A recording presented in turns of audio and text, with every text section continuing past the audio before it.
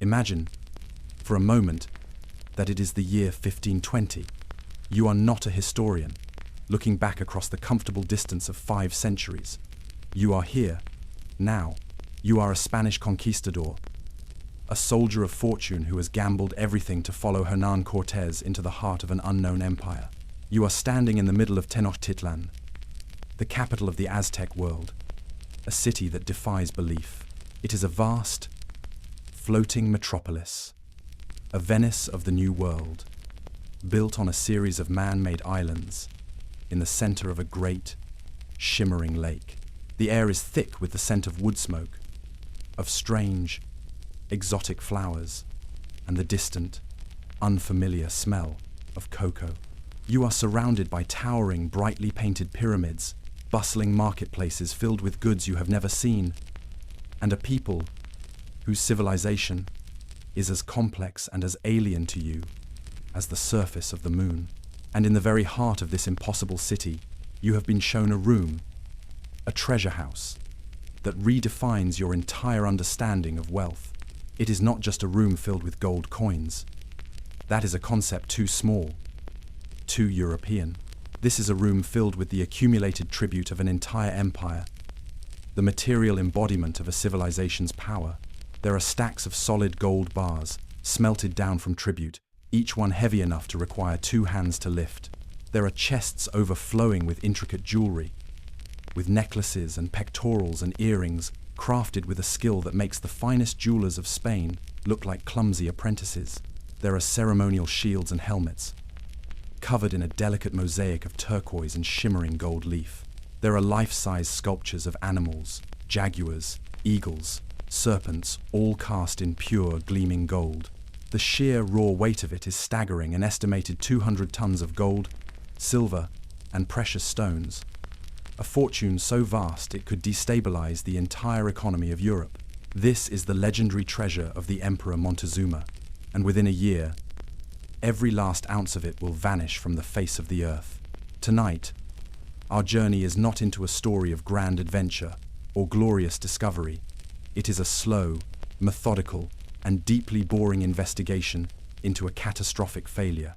This is the story of how the heaviest and most valuable treasure in history was lost forever in the space of a single, terrible night. We will not be focusing on the romance of treasure hunting. Instead, we will delve into the mundane, tedious, and ultimately fatal details that led to its disappearance. We will explore the boring bureaucratic process of how the Aztecs collected this mountain of tribute in the first place, examining their tax ledgers and cataloging systems. We will conduct a slow, technical analysis of Spanish armor and the simple, brutal physics of its weight when combined with a desperate soldier's greed. We will walk, step by step, through the logistical nightmare of a panicked nighttime retreat across a muddy, treacherous causeway. And we will examine the anticlimactic reality of modern underwater archaeology and the scientific reasons why this immense fortune, swallowed by the mud of a long-dead lake 500 years ago, is almost certainly lost forever. This is not a story about finding a treasure. It is a story about losing one. You wouldn't have survived the night it was lost. Not because of an Aztec arrow or an obsidian blade, but because of the simple, unanswerable mathematics of a man trying to swim in the dark, weighed down by his own fatal golden greed. This is the mystery of the lost treasure of the Aztecs, a mountain of tribute, the boring bureaucracy of Aztec gold collection. Before this immense treasure could be lost, it first had to be gathered. And the story of its creation is not a romantic tale of conquest or lucky discovery. It is the story of a vast, efficient, and deeply tedious bureaucracy. The mountain of gold that the Spanish found in Tenochtitlan was not a single hoard. It was the accumulated result of a relentless, continent-spanning, and highly organized system of imperial tribute. To understand the treasure, you must first understand the slow, grinding, and deeply boring machinery of the Aztec tax code. The Aztec Empire was not a unified nation in the modern sense. It was a coalition of 3 great city-states, with the magnificent city of Tenochtitlan as its undisputed heart. Its power was projected across hundreds of semi-independent client states and conquered provinces, stretching from the Gulf of Mexico to the Pacific Ocean. And the primary function of this imperial structure, the very lifeblood that flowed from the provinces back to the capital, was tribute. Every single conquered city and tribe was bound by a rigid, non-negotiable contract to pay a regular tax to the emperor in Tenochtitlan. This was not a simple payment. It was a complex and meticulously catalogued list of goods, and the item most coveted by the imperial court was gold. The collection of this tribute was the responsibility of a special class of feared and respected civil servants, known as the Kalpixk, the imperial tax collectors. These were not warriors. They were accountants, bureaucrats, dispatched from the capital to the far-flung corners of the empire to ensure the smooth and punctual flow of wealth. Their work was a masterpiece of monotonous efficiency. They would consult detailed tribute lists, copies of which were recorded in sacred documents like the Codex Mendoza. These documents specified, with bureaucratic precision, exactly what each province was required to pay, and how often. A particular town might be required to deliver 20 discs of fine gold, each the size of a dinner plate and the thickness of a finger, twice a year. Another region, known for its rivers, might be tasked with delivering several chests filled with raw gold dust and small nuggets on a quarterly basis. The process of gathering this tribute was a slow, local affair. In the gold-rich regions of Oaxaca, local villagers would spend their days panning the rivers, slowly, painstakingly, collecting the tiny flecks of gold dust. This dust would be carefully stored in hollowed-out goose quills.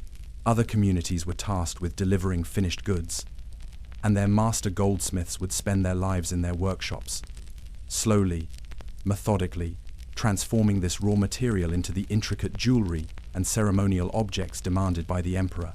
The Kalpixks would then make their rounds, collecting these goods, weighing the gold dust against standardized weights, and carefully bundling the finished items for the long, slow journey back to the capital. This was not a treasure hunt. It was a tax audit, a repetitive and deeply predictable cycle of collection and transportation that had been going on for generations. A vast, continental system that treated gold not as a thing of beauty, but as a taxable commodity, a number in an imperial ledger, the gilded cage, a slow tour of the treasury of Tenochtitlan. The slow, steady stream of tribute, collected with such bureaucratic efficiency from every corner of the empire, had to end up somewhere. Its final destination was a place of profound and almost unimaginable wealth, a series of rooms that were not just a treasury, but a physical manifestation of the Aztec cosmos. When the Spanish conquistadors were first led into this space, they were not just seeing a room full of gold. They were being given a tour of the empire's soul. To be a soldier in that moment would be to have your mind completely overwhelmed, your European concepts of wealth rendered small and insignificant by the sheer scale and strangeness of what lay before you. The Great Treasury was not a subterranean vault in the European style. It was a suite of rooms within the grand palace of the emperor, Axayacatl, the father of the reigning emperor, Montezuma. This was a deliberate choice. The treasure was housed within the ancestral home of the imperial line, placing it under the direct spiritual protection of the emperor's deified ancestors. According to the accounts of the conquistadors who saw it, one of the main chambers was a vast hall, so large that it was said a man could ride a horse around inside it. And in this hall, the treasure was not hidden away in chests, but was displayed, stacked, and organized with a librarian's meticulous care. Imagine walking into this cavernous space. Against one wall, you would see the raw material of the empire's wealth. Great, glittering stacks of solid gold bars, smelted down from the tribute dust, and nuggets, each one stamped with the imperial seal. In another section of the room, you would find the finished goods. Arranged by type, there were intricate pieces of jewelry, not just of gold, but of a mosaic of turquoise, jade, and brilliant feathers, all stored in large, woven reed baskets. There were ceremonial weapons, shields, and helmets, not meant for war, but for ritual, each one a masterpiece of the goldsmith's art. But the most breathtaking sight would have been the sculptures. The Aztecs were masters of casting, and the room was a menagerie of golden life. There were life-size representations of the animals of their world: jaguars with inlaid obsidian eyes, coiled serpents with forked tongues, and great eagles with their wings outstretched. There were golden statues of their gods, and even, most strangely, golden replicas of the fish and shells from the sea, and golden imitations of ducks with feathers of pure gold. This was not a treasury in the sense of a bank. It was a sacred collection, a museum of the empire's power and its connection to the natural and divine worlds. To the Spanish, however, it was simply bullion, raw material to be melted down. They were standing in the middle of a library of priceless art, but all they could see was the value of the paper, and it was this fundamental, tragic misunderstanding that would seal the treasure's doom. The strangers arrive, a tedious catalogue of men and horses. Into this world of profound wealth, of alien beauty, and of deeply ordered ritual, a strange and disruptive new force arrived. In November of 1519, a small band of just a few hundred men, led by the brilliant, ruthless, and deeply ambitious Hernán Cortés, entered the great city of Tenochtitlan. To understand the catastrophe that followed, you must first understand the profound, almost comical, asymmetry of the two forces. On one side, there was the Aztec Empire, a civilization of millions, with a vast and disciplined army. On the other, there was a tiny, isolated band of Spanish adventurers, driven by a potent and volatile mixture of religious fervor and an insatiable lust for gold. They were not an army of conquest in the traditional sense. They were a speculative venture, a private enterprise of violence. Imagine the tedious bureaucratic process of outfitting such an expedition. A Spanish conquistador did not simply pick up a sword and go. He was a small businessman, and his participation required a significant personal investment. He would have had to purchase his own armor, the heavy steel cuirass, the morion helmet, the greaves to protect his legs. He would have had to buy his own weapons, a fine Toledo steel sword, a crossbow, or perhaps an early, unreliable harquebus. And most importantly, if he was a man of any standing, he would have had to purchase a horse, a war horse, that was itself a priceless and rare commodity in the New World. Each of the roughly 500 men who marched with Cortés was, in effect, a shareholder in the expedition, and they expected a massive return on their investment. Their arrival in the city was a masterpiece of political theater and psychological warfare. They were greeted not as invaders, but as honored guests of the Emperor Montezuma, who was paralyzed by a deep religious uncertainty. He did not know if these strange, pale-skinned, bearded men who arrived on deer as tall as houses were mere mortals, or if they were the returning envoys of the god Quetzalcoatl, and so he housed them in the very heart of his city, in the palace of his father, the same palace that contained the imperial treasury. For the Spanish, it was as if they had been led into a fairy tale. They wandered the city in a state of stunned disbelief, their senses overwhelmed by the sights and sounds of a world they could not have imagined. But beneath their wonder, a cold, pragmatic calculation was taking place. They were a tiny group of men, surrounded by hundreds of thousands of potential enemies. They were in a gilded cage, and so, in a move of almost unbelievable audacity, Cortés and his captains took the Emperor Montezuma himself hostage within his own palace. They became the puppet masters of an empire, and their first and most insistent demand was to be shown the full extent of its wealth. It was at this moment that the slow, methodical process of gathering the tribute ended, and the fast, brutal, and chaotic process of its destruction began. A room filled with sunlight, the cold, hard math of a king's ransom. Having seized the emperor and made themselves the de facto masters of his palace, the Spanish conquistadors now made their primary demand known. Their desire was not for land, nor for titles, nor for political power within the Aztec system. Their motives were far simpler, more elemental, and in the context of this strange and sophisticated city, almost brutally primitive.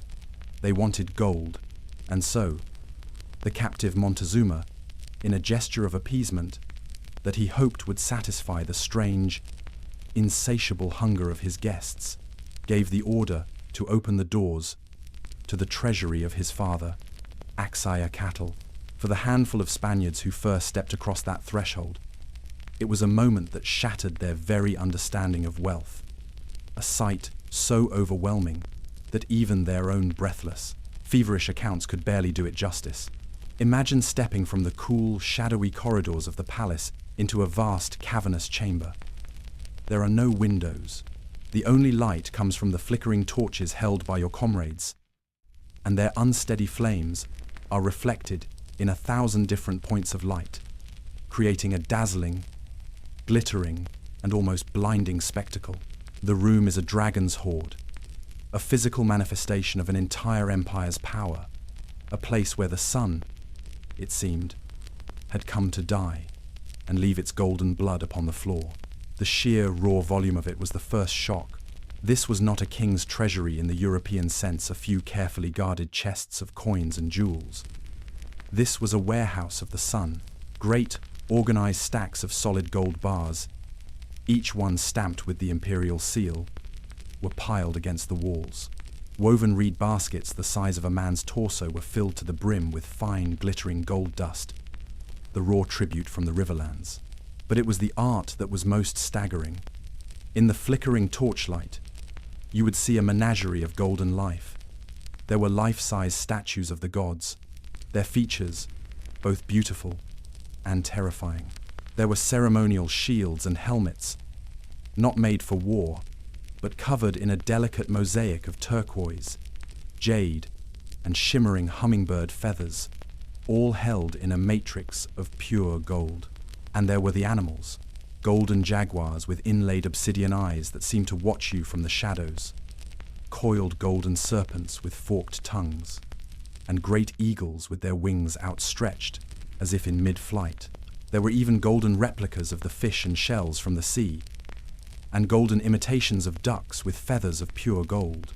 This was the work of generations of master craftsmen, a sacred library of a civilization's relationship with its cosmos.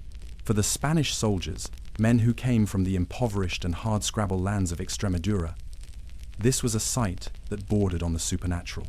But after the initial, dizzying shock of awe, a second, far more practical and tedious problem presented itself. How do you even begin to quantify such a thing? How do you put a number on a room filled with sunlight?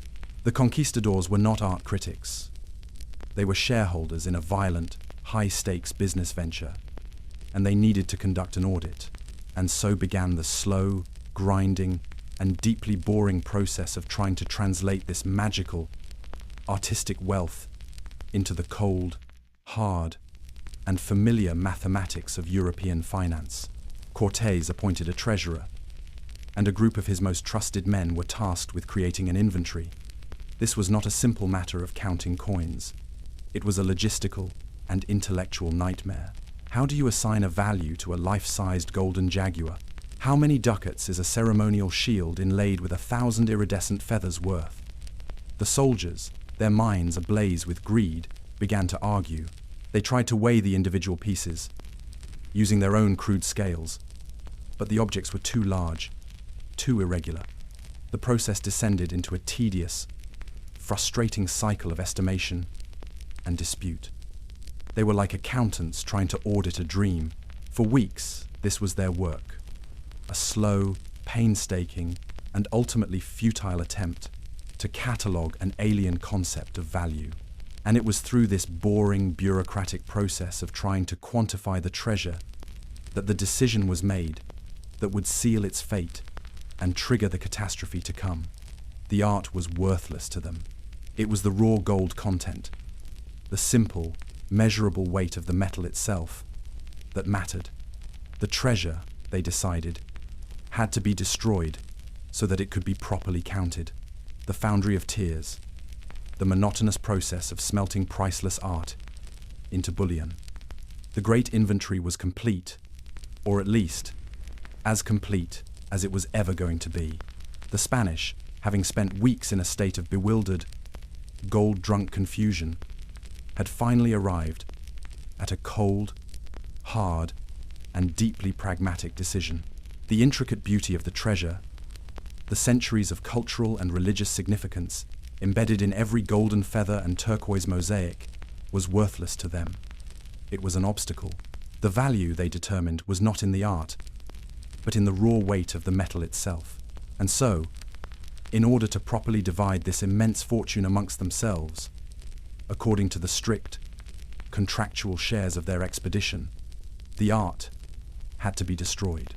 The sacred library of the Aztec cosmos was to be systematically broken apart and melted down into crude, uniform, and easily countable bars of gold.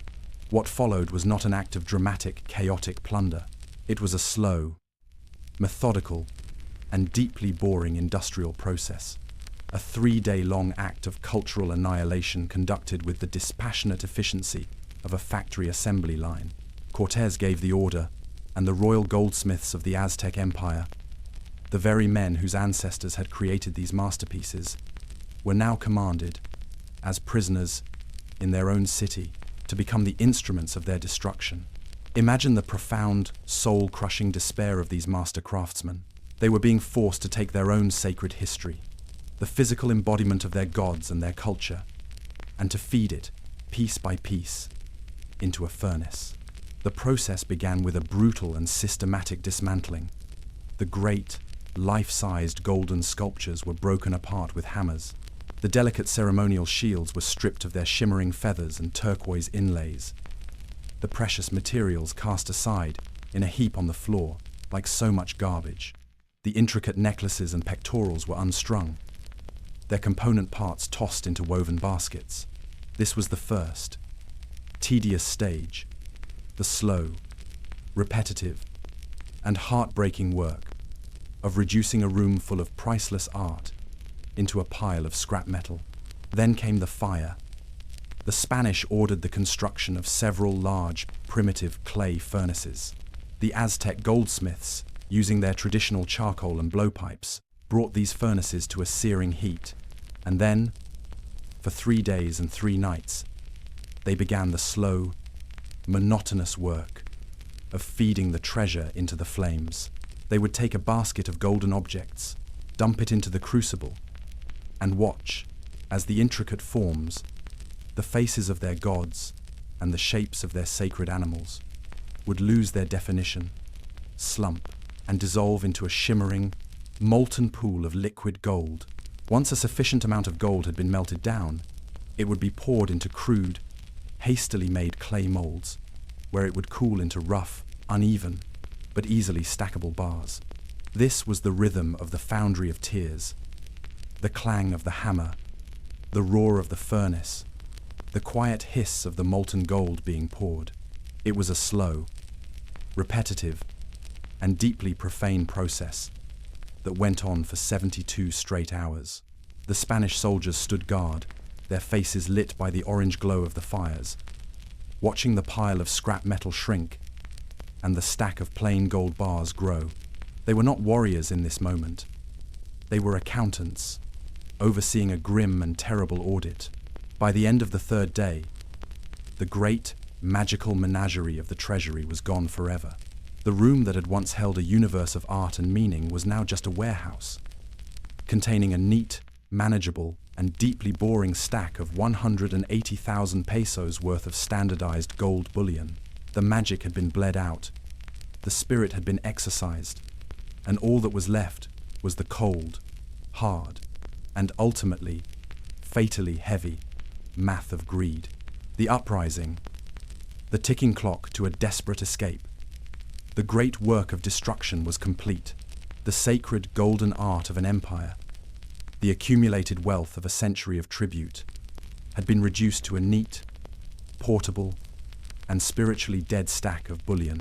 For the Spanish conquistadors, this should have been the moment of triumph, the final realization of the dream that had lured them across an ocean and into the heart of an unknown continent.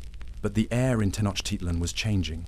The initial, paralyzing shock and awe of the Aztec people, their deep uncertainty about the nature of these strange, pale-skinned invaders, was beginning to curdle into a slow, simmering, and deeply dangerous resentment. The gilded cage that had been a palace was beginning to feel more and more like a trap. The ticking clock to a desperate and bloody escape had begun. The catalyst for the disaster was an external crisis. A new, rival Spanish expedition had landed on the coast, sent from Cuba not to reinforce Cortés, but to arrest him for insubordination. In a move of characteristic boldness, Cortés decided he had to leave Tenochtitlan to confront this new threat. He took the bulk of his veteran soldiers with him, leaving behind a small garrison of just over 100 men to guard the captive Emperor Montezuma and the vast, newly smelted treasure. He left in command his most trusted and most dangerously unstable lieutenant, a red-haired, hot-tempered, and deeply paranoid captain named Pedro de Alvarado. Alvarado was a man ill-suited to the delicate, psychological game of holding a city hostage. He saw conspiracy in every shadow, and he lacked Cortés's genius for diplomacy and manipulation. He was a soldier who knew only one solution to any problem: overwhelming, preemptive violence. And he found himself in charge of a city that was preparing for its most important and sacred religious festival of the year, the Festival of Toxcatl, a great celebration in honor of the war god Huitzilopochtli. The Aztecs had asked for, and received, permission from the Spanish to hold their festival. They saw it as a sign that their religious life could continue. Alvarado saw it as the perfect cover for an uprising. As the day of the festival arrived, the great ceremonial courtyard of the Templo Mayor, the religious heart of the city, was filled with the elite of the Aztec world. Thousands of unarmed nobles, priests, and warriors, dressed in their finest ceremonial feathers and jewelry, gathered to perform the sacred serpent dance. Alvarado, his mind consumed by the fear of a surprise attack, convinced himself that this religious ceremony was the prelude to a massacre. And so, in an act of breathtaking and catastrophic brutality, he decided to strike first. He ordered his soldiers to seal the exits to the courtyard. Then, he gave the signal. The Spanish, armed with their steel swords, crossbows, and harquebuses, fell upon the unarmed, dancing Aztec nobility and began a systematic slaughter. It was a massacre. Within a few hours, the sacred courtyard was a charnel house, the ground slick with the blood of the Aztec elite. Alvarado believed his decisive, brutal action had decapitated the Aztec leadership and saved his garrison. In reality, he had just lit the fuse on a powder keg. When news of the massacre spread through the city, the people's fear and confusion finally exploded into a single, unified, and incandescent rage. The fragile illusion of Spanish divinity was shattered forever. The strangers were not gods, they were butchers. The entire city, a population of hundreds of thousands, rose up in a furious, spontaneous insurrection. The small Spanish garrison, now the most hated men in the entire empire, found themselves besieged in their palace, surrounded by a sea of vengeful warriors. The ticking clock had run out. The time for a desperate, frantic, and ultimately disastrous escape had arrived. The burden of greed, a technical analysis of armor weight versus gold weight. The city of Tenochtitlan had exploded into a furious, unified organism of hate, and the Spanish garrison was now trapped in a palace that had become their tomb. When Hernán Cortés, having defeated his Spanish rivals on the coast, raced back to the city, he walked into a hornet's nest. His army, now slightly larger, but still a tiny island in a vast, hostile sea, was besieged. After days of brutal, unrelenting street fighting, with his men being picked off by swarms of Aztec warriors and the captive Emperor Montezuma killed, Cortés was forced to accept a terrible and humiliating truth. His only option was to attempt a desperate, high-stakes breakout. A panicked, nighttime retreat from the city. And this is where the story turns from a tale of conquest to a slow, methodical lesson in the brutal, unforgiving physics of greed. The problem was the treasure. The neatly stacked bars of gold, the product of the foundry of tears, were now both the prize and the poison. Cortés, a pragmatist, knew that they could not hope to carry all of it. He designated the royal fifth, the 20% of the treasure that was owed by law to the King of Spain, to be loaded onto a handful of horses and carried by his most trusted men. The rest, he announced to his soldiers, was theirs for the taking. In a moment that sealed the fate of hundreds of men, he effectively declared a free-for-all. He told them to take what they could carry, but he warned the wiser among them that he travels fastest who travels lightest. What followed was a slow, tedious, and deeply human process of calculation, a fatal equation of greed versus survival. Imagine you are one of these soldiers. You have endured months of hardship. You have risked your life 1,000 times. And now, before you, lies a literal mountain of gold, the fulfillment of every dream that drove you to this strange and hostile land. How much do you take? Your logical mind knows that every extra pound you carry will slow you down, will make you less agile in a fight, will make the long march to safety that much harder. But the animal part of your brain, the part that has been starved for wealth and recognition, is screaming at you to take more.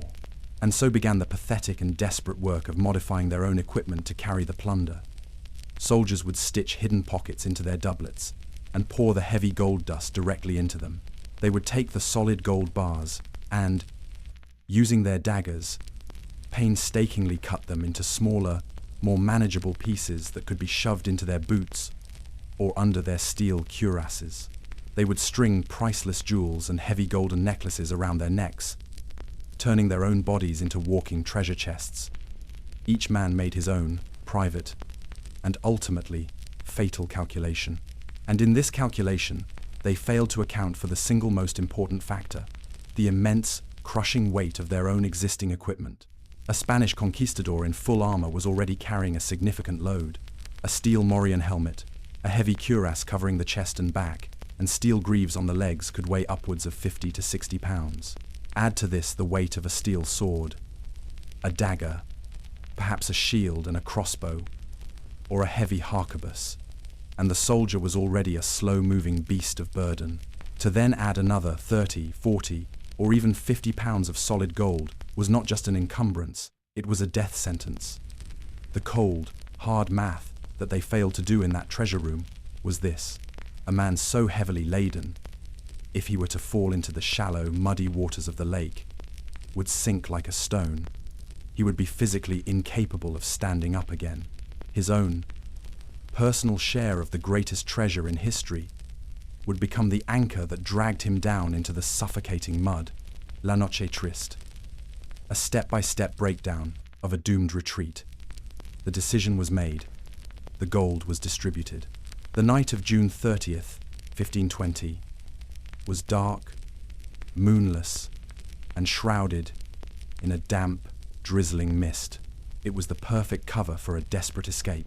The plan, born of grim necessity, was to make a silent, frantic retreat from the besieged palace, across the sleeping city, and over the western causeway that led to the mainland and to safety. To aid their escape, the Spanish had constructed a single portable wooden bridge, a prefabricated section that they could carry with them and lay across the gaps in the causeway that the Aztecs had destroyed. This single, crucial piece of engineering was the linchpin of their entire plan. If it failed, they would be trapped. This was the beginning of the night that would forever be known to Spanish history as La Noche Triste, the Night of Sorrows. Imagine the scene. The retreat began just after midnight. A long, shuffling column of nearly 1,300 Spanish soldiers, their thousands of Tlaxcalan allies, and a handful of high-value hostages from the Aztec nobility. The men had wrapped their horses' hooves in cloth to muffle their sound, and they moved through the silent, sleeping streets of the city like ghosts. But a city of hundreds of thousands of people is never truly asleep. According to the chronicles, their escape was spotted by a woman who had come to the canal to draw water.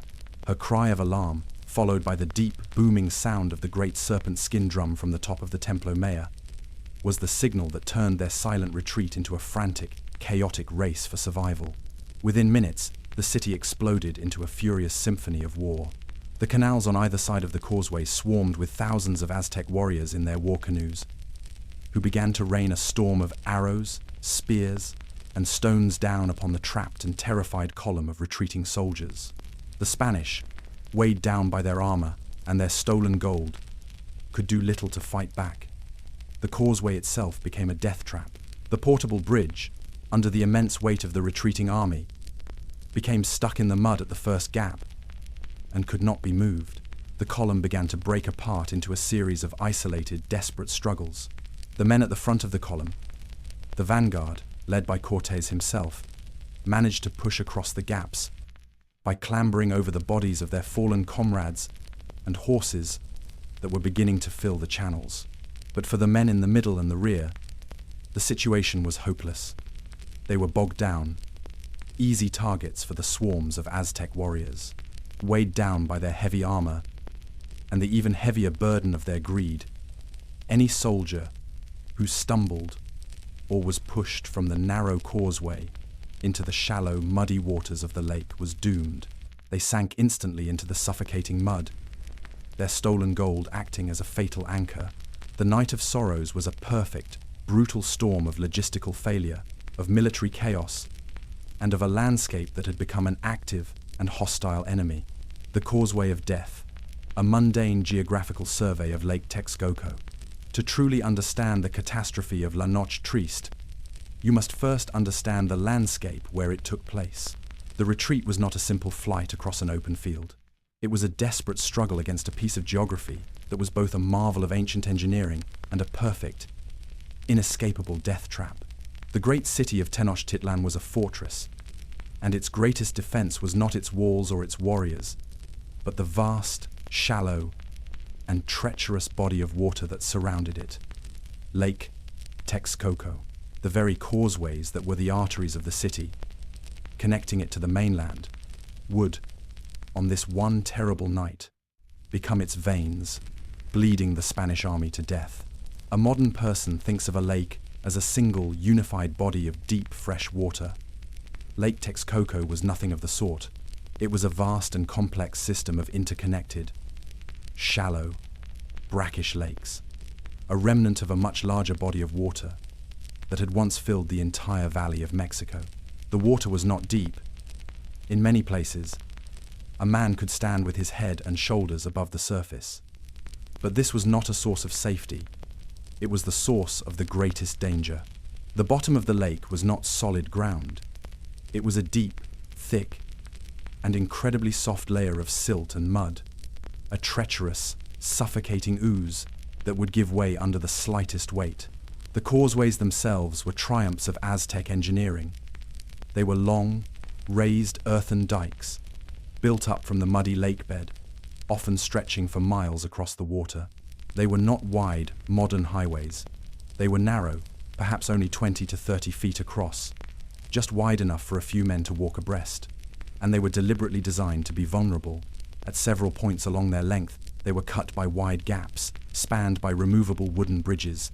In times of peace, these gaps allowed the thousands of canoes that were the lifeblood of the city's commerce to pass through. In times of war, the bridges could be lifted, turning the causeways into a series of isolated, inescapable islands, trapping any army that was foolish enough to be caught upon them. This was the landscape of the retreat. A narrow, slippery, elevated path, bordered on both sides by a shallow, muddy lake, and broken by a series of deep, unbridgeable gaps. For the Spanish, weighed down by their armor and their gold, a single misstep, a single push from the swarming Aztec warriors, meant a fall of only a few feet, but it was a fall into a watery grave from which there was no escape. The shallow water prevented a man from truly swimming, while the deep, soft mud at the bottom made it impossible to find a firm footing to stand up again.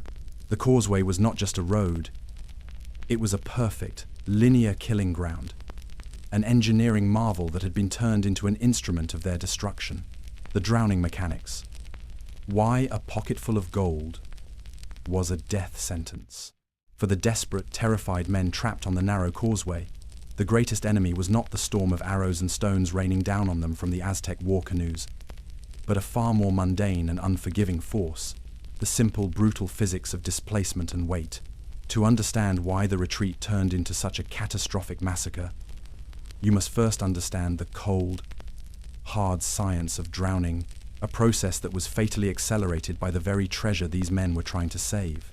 A pocketful of gold, on this terrible night, was not a ticket to a rich future. It was a one-way ticket to the bottom of the lake. Let us begin with the armor. A Spanish conquistador's steel cuirass and helmet were not designed for swimming. They were designed for the battlefields of Europe, to deflect sword blows and stop arrows. The total weight of this armor, as we have discussed, could easily exceed 50 pounds. This immediately created a situation of negative buoyancy. A man in full armor, in the water, would sink. There was no question about this.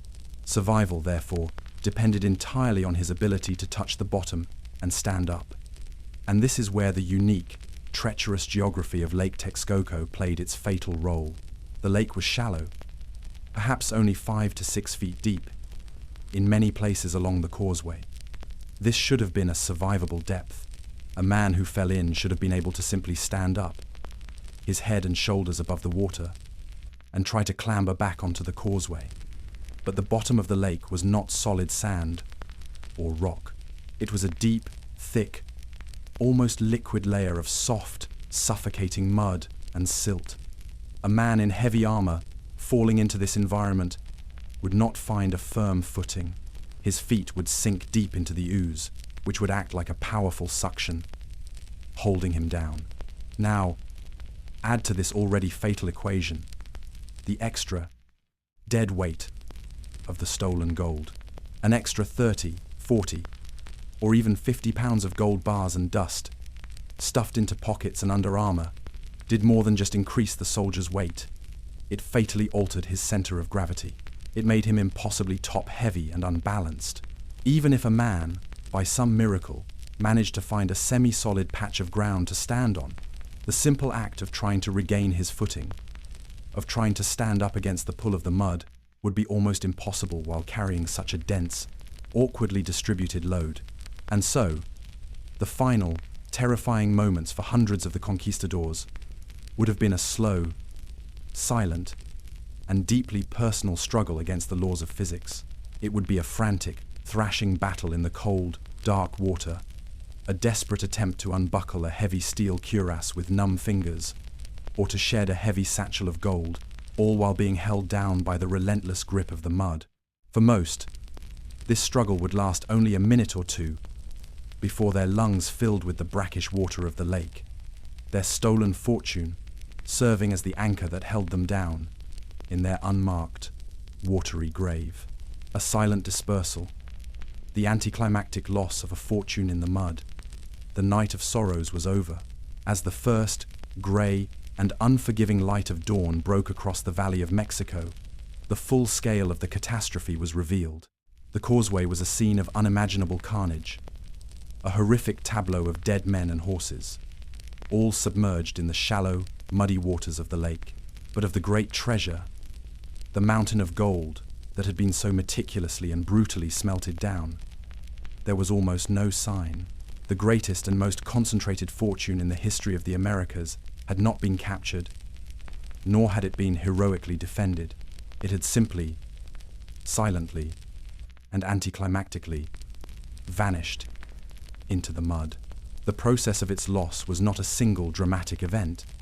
It was a slow, granular dispersal, a death by 1,000 small, desperate acts.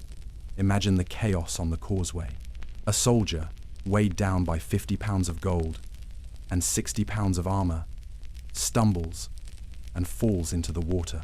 As he thrashes and drowns in the mud, the small, heavy gold bars he had so carefully cut and hidden in his clothing would work their way loose, sinking immediately and without a trace into the soft, deep silt of the lakebed. A horse, laden with the king's royal fifth, is struck by a stone from an Aztec sling and falls, its precious cargo of bullion scattering into the dark water, each bar a tiny, golden needle in a vast, muddy haystack.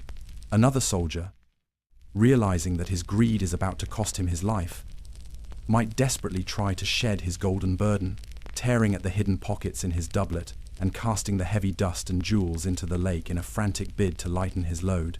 The treasure, which had been so carefully consolidated and stacked in the palace treasury, was now being scattered across a 2-mile stretch of the lake, a silent, glittering layer of death and desperation settling on the bottom of Lake Texcoco. When Cortés and the battered, traumatized survivors of his army finally reached the safety of the mainland, the treasure was the last thing on their minds. Their only thought was survival. But in the years that followed, after they had regrouped and returned to conquer the city, the search for the lost treasure began. The Spanish attempted to dredge the parts of the lake where the fighting had been fiercest. They forced Aztec prisoners to dive into the murky water, feeling through the mud with their hands and feet for the lost bars of gold. They found some of it, a pathetic handful of what had been lost. But the vast majority of the treasure remained elusive, its location now completely obscured by the shifting silt of the lakebed. The great hoard had not been captured by the Aztecs. It had been claimed by the lake itself. The greatest treasure in history had been lost not to an army, but to the slow, patient, and indifferent power of mud. The morning after, a sobering inventory of survivors and empty sacks. The sun rose on a scene of almost biblical devastation, as the battered, traumatized, and exhausted remnants of the Spanish army stumbled into the friendly territory of a mainland village called Tlacopan. The full, catastrophic scale of the previous night's disaster began to reveal itself. This was not a moment for grand speeches or heroic pronouncements. It was a time for a slow, grim, and deeply tedious accounting, a sober and methodical inventory of the living, the dead, and the lost. The great, ambitious conquest of a golden empire had been reduced, overnight, to a desperate struggle for mere survival, and the first task of the morning after was to simply count the cost. Imagine you are Hernán Cortés. You, the brilliant and audacious commander, are sitting under a great ahuehuete tree, which would later be known as the Tree of the Sad Night. You are not a commander in this moment. You are a bookkeeper, overseeing a grim and terrible audit. As your surviving captains make their reports, the numbers coming in are so catastrophic, they are almost impossible to comprehend. Of the roughly 1,300 Spanish soldiers who had begun the retreat, fewer than 500 had made it to safety. Over 800 of your men, your trusted veterans, your friends, were gone, their bodies now lying in the shallow, muddy waters of the lake, or in the hands of the vengeful Aztec priests. The loss of your native allies, the Tlaxcalans, who had hated the Aztecs and had thrown their lot in with you, was even more staggering. Several thousand of them had been killed, their loyalty repaid with a watery grave, and the material losses were total. All of the army's precious cannons, the weapons that had given you such a profound technological advantage, were at the bottom of the lake. All of your gunpowder was wet and useless. Almost all of the horses, the terrifying war beasts that had so intimidated the Aztecs, were dead. You were no longer an army of conquest. You were a battered, disarmed, and exhausted band of fugitives, stranded deep in the heart of a hostile and now utterly enraged empire. But the most tedious and, in its own way, most painful accounting was that of the treasure. As the sun rose higher, the few survivors who had been tasked with guarding the king's royal fifth made their report. Most of the horses laden with the treasure had been lost. Of the vast, unimaginable fortune that had been so meticulously and brutally smelted down, only a handful of the gold bars had made it to the mainland. And as for the gold that the individual soldiers had so greedily stuffed into their own clothing, the story was even grimmer. You would see your surviving soldiers, their faces a mask of shock and exhaustion, slowly, painfully, begin to empty their pockets. They would pull out a few mud-stained jewels, a handful of wet, heavy gold dust, a single, small gold bar, and they would look at these pathetic remnants, the cause of so much death, with a kind of dawning, horrified understanding. For every man who stood there, holding his small personal share of the treasure, there were a dozen others whose greed had been the anchor that dragged them down into the suffocating mud. The great treasure of Montezuma, the prize for which they had gambled everything, had been reduced to a few pathetic handfuls of wet, heavy metal. The morning after was a slow, quiet, and deeply sobering lesson in the true and terrible weight of gold. The modern search, a slow examination of failed underwater archaeology. The brutal, chaotic story of La Noche Triste should, by all rights, be the end of the treasure's tale. It was a fortune scattered in the heat of battle, a king's ransom dispersed into the deep, suffocating mud of a high-altitude lake 500 years ago. And for centuries, that is where the story rested, transforming from a historical event into a piece of local folklore, a legend whispered among the people of the great city that was built directly on top of the ruins of Tenochtitlan. But the allure of 200 tons of lost gold is a powerful and persistent one. In the modern era, with the advent of sophisticated new technologies, a new kind of treasure hunt began, a quest waged not with swords and crossbows, but with sonar scanners, sediment corers, and an army of patient, and ultimately, deeply frustrated archaeologists. The first and most profound challenge facing any modern searcher is a simple, overwhelming geographical fact. Lake Texcoco, the great body of water that swallowed the treasure, no longer exists. In the centuries following the Spanish conquest, the new rulers of Mexico City, plagued by the constant flooding of the shallow lake, embarked on a series of massive, ambitious, and environmentally catastrophic engineering projects to drain it. What was once a vast, shimmering inland sea is now the sprawling concrete and asphalt landscape of one of the world's largest and most densely populated megacities. The ancient lake bed, and the treasure that was lost within its mud, now lies buried beneath hundreds of feet of modern development, beneath streets, subway lines, sewer systems, and the foundations of towering buildings. The treasure is not just lost in time, it is lost beneath a modern metropolis. This transforms the search from a simple act of underwater archaeology into a logistical and bureaucratic nightmare. You cannot simply bring in a dredger and start scooping up the mud. Any potential search area is now someone's private property, or a public utility line, or a historically protected colonial-era building. The process of even getting a permit to dig would be a slow, grinding war against a mountain of paperwork, a tedious battle fought in the quiet, air-conditioned offices of city planners, historical preservation committees, and federal agencies. Despite these immense challenges, attempts have been made.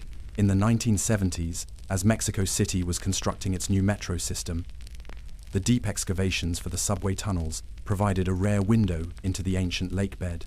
Archaeologists followed the construction crews, conducting a slow, methodical, and deeply boring process of salvage archaeology. As the giant boring machines churned through the deep layers of ancient silt, the archaeologists would sift through the excavated mud, searching for any sign of the lost treasure.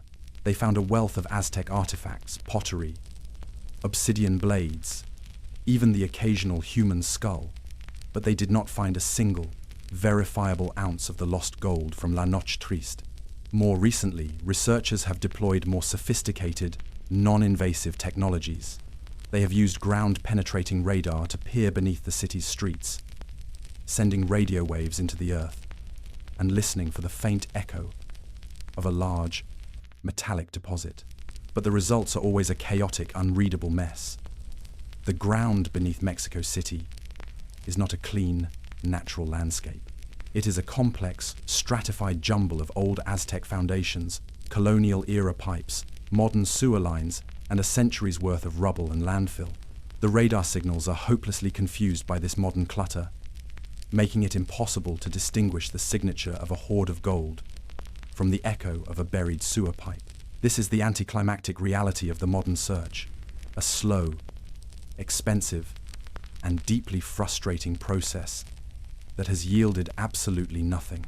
The very city that was built on the ruins of the Aztec Empire has become the treasure's greatest and most effective guardian, its modern complexity forming a perfect, impenetrable shield over its oldest and most valuable secret, the silence of the sediment.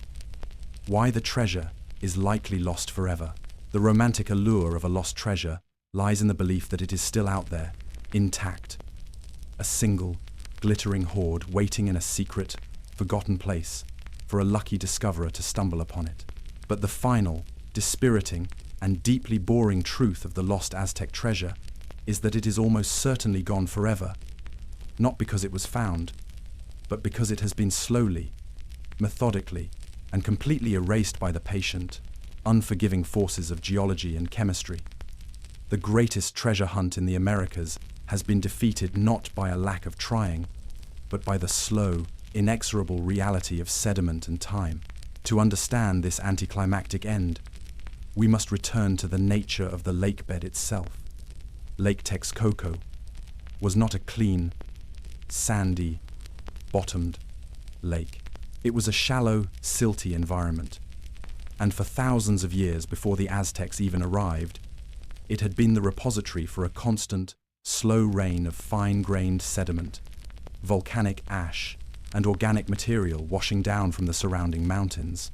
This created a lakebed of incredible softness and depth, a thick, semi-liquid layer of mud. When the heavy gold bars and the scattered jewels of the Spanish conquistadors sank into this environment, they did not come to rest on a hard surface. They would have plunged deep into this soft, welcoming ooze, their own immense density pulling them downwards, past the point of easy recovery, in the very first few hours after they were lost. Over the 500 years that have passed since La Noche Triste, this process of sedimentation has continued, slow, patient, and relentless. Every year, new layers of dust, of silt, of organic decay have settled on the bottom of what remained of the lake, burying the treasure ever deeper. And with the draining of the lake and the massive, unprecedented urban growth of Mexico City, this process was dramatically accelerated. The construction of the modern city has deposited hundreds of feet of artificial landfill, of construction debris, of rubble, and of urban waste on top of the ancient lake bed. The treasure is now not just buried under a few feet of historical mud, it is entombed beneath the entire geological and archaeological weight of a modern megacity. But even if, by some miracle, a searcher could pinpoint the exact location, the treasure they found would likely be unrecognizable. Gold itself is famously inert. The pure gold bars would likely survive, albeit deeply tarnished. But much of the Aztec treasure was not pure. It was often a naturally occurring alloy of gold and copper, known as tumbaga. Over 5 centuries, submerged in the acidic, low-oxygen environment of the deep lake mud, a slow and irreversible chemical process would have taken place. Galvanic corrosion would have caused the less noble copper in the alloy to slowly dissolve away, leaving behind a fragile, porous, and blackened skeleton of the original object, which might crumble to dust at the slightest touch. The priceless works of art would have been chemically erased. The final, boring, and deeply anticlimactic reality is this: the greatest treasure in history was not locked in a vault, but was scattered across a vast, muddy canvas, and has since been buried under a mountain of earth and concrete, its form and its beauty slowly dissolving back into the elements from which it was forged, a kingdom's ransom for a single night of greed. And so, our long, slow, and deeply tedious journey into the heart of a 500-year-old mystery comes to a close. We have followed the story of the greatest treasure in the Americas, a fortune of almost unimaginable wealth, from its methodical, bureaucratic creation to its brutal, chaotic, and ultimately pathetic end. It is a story that promises the romance of a grand treasure hunt, but delivers a far more sober, and profound lesson in the simple, unforgiving mathematics of human greed. We have stood in the spectral halls of the treasury of Tenochtitlan, a gilded cage filled with the priceless, golden art of an empire. We witnessed the slow, methodical, and deeply profane process of its destruction, the foundry of tears where a civilization's soul was melted down into a neat, manageable, and deeply boring stack of bullion. We have felt the rising tension in the city, the simmering resentment of a conquered people, exploding into a furious uprising. We have stood with the Spanish soldiers in the treasure room, watching them make their individual, and ultimately fatal, calculations of greed versus survival. We have walked with them on their desperate, nighttime retreat, a step-by-step journey into a logistical and military catastrophe. We have surveyed the mundane but deadly geography of the causeway, a perfect, linear killing ground. We have analyzed the brutal, unforgiving physics of the drowning mechanics, the simple science that turned a pocketful of gold into a death sentence. And we have stood on the shores of a long-vanished lake on the morning after, conducting a grim and sobering inventory of the dead and of the few, pathetic, mud-stained handfuls of gold that remained. Finally, we have followed the slow, frustrating, and fruitless efforts of modern archaeology, a search that has been defeated not by a lack of will, but by the slow, inexorable power of geology, of chemistry, and of the sheer, overwhelming complexity of a modern megacity. The story of the Lost Aztec Treasure is, in the end, a profound and deeply ironic tragedy. It is the story of a fortune that was so valuable and so heavy that it became completely worthless. Its immense weight, both literal and metaphorical, was the very thing that destroyed the men who tried to possess it, dragging them down into the mud and ensuring that it could never be recovered. You would not have survived the night of sorrows, not because of an Aztec arrow, but because of the simple, unanswerable weight of your own desires. The treasure of Montezuma was a king's ransom, paid not for a king's life, but for a single, desperate night of greed. And its final, enduring legacy is not a glittering hoard waiting to be found, but a quiet, powerful, and deeply boring lesson, buried forever in the silent, unforgiving sediment of a lost lake.